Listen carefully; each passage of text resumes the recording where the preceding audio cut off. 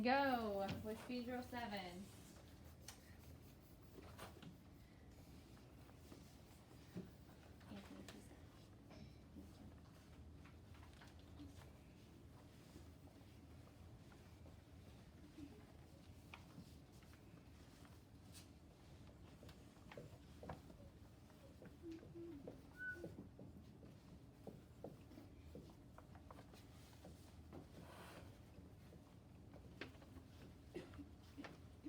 Seconds.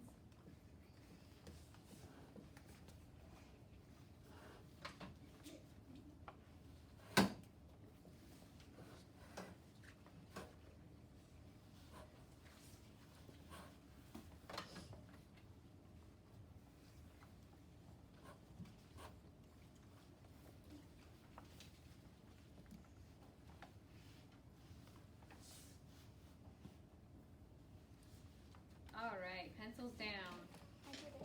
Go ahead and get out something of a different color to grade. Go ahead and get out something of a different color. I know you guys are pretty good with the, oh wait, this one was plus. I thought it was times. Good job, you guys. I love times. I always I know, that's what I was saying. You guys always do well with the times. I know, I wish it was. All right, Miss Tompkins' class, we really need to calm down. I know we had fun with our science and then the art, but now it's math time, so I need to take it down a notch, okay? Right, Zane? What did Miss Tompkins just say? All right, starting in the top left corner, first row. 6, 10, 3, 13, 7, 16, 7, 11, 14. Second row. 11, 4, 14, 7, 10, 12, 9, 15, 8. Third row, 9, 11, 13, 10, 11, 12, 5, 15, 8. And then the last row, 17, 10, 13, 12, 7, 16, 9, 12, 6. Go ahead and turn or fill in your graph first and then turn to page 23. Yes. Am I supposed to go on the ground on here? No, don't. Okay. Turn to page 23. Please.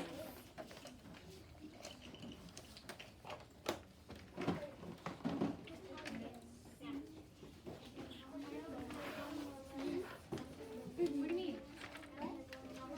Oh, really? Oh, you're so close. Color. I'm going to borrow this book, actually.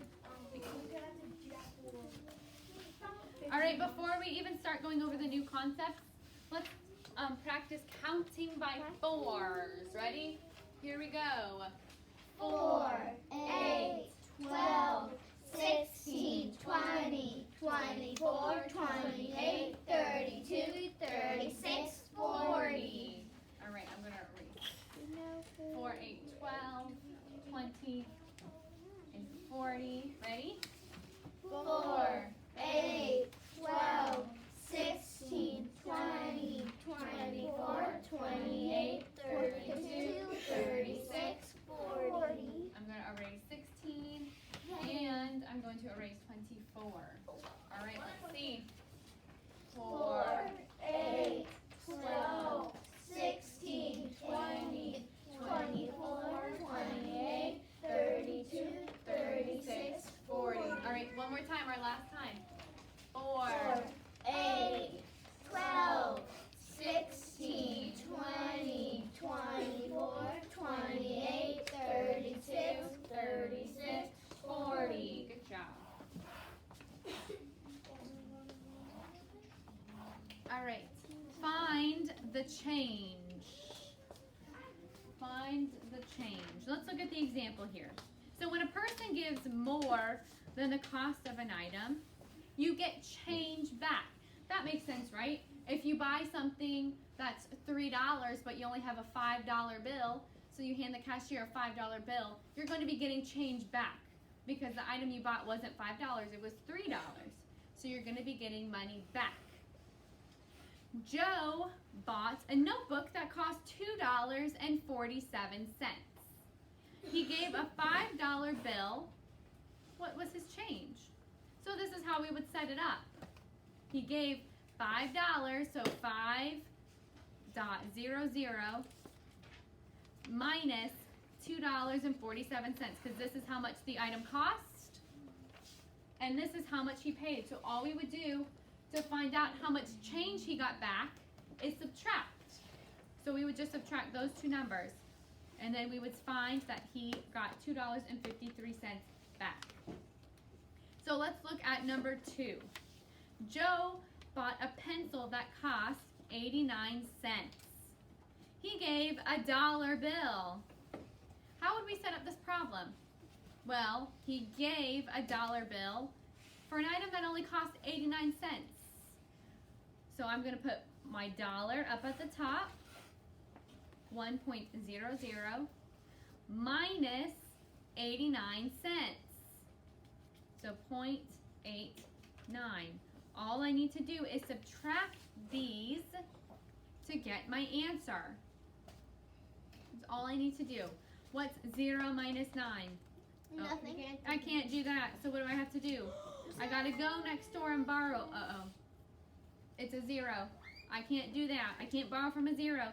So I gotta cross out those two numbers and think, okay, a 1 and a 0. What's 1 less than 10? 19. What's 1 less than 10? 9. 9. So I put my 9 over the 0, and I just leave my this right here blank. I don't put anything there. So now my 0 becomes a 10. What's 10 minus 9? 1.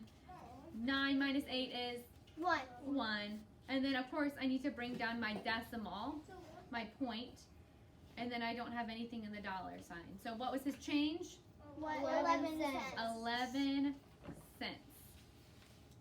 His change was 11 cents.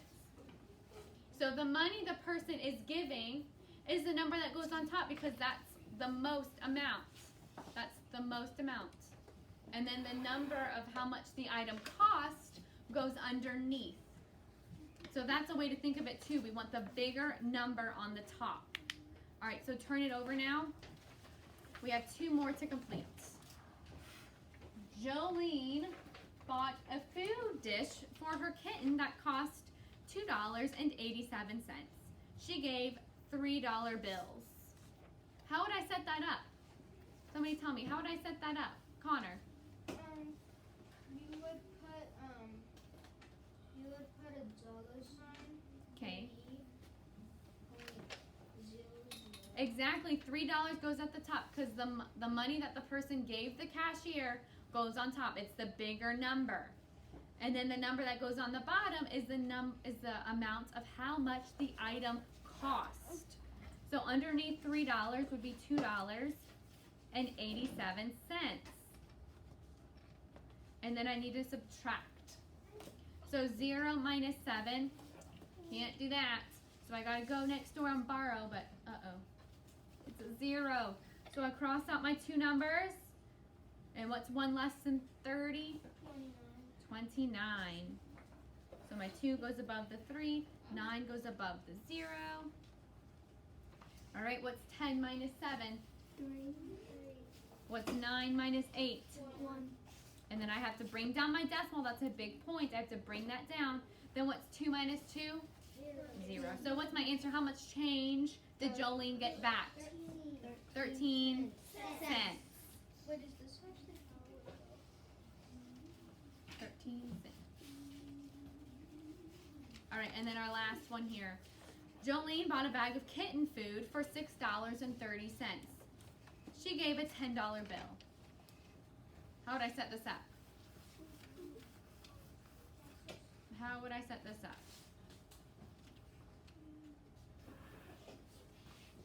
Anastasia's the only one that knows. How would I set this up? Pablo, what do I do?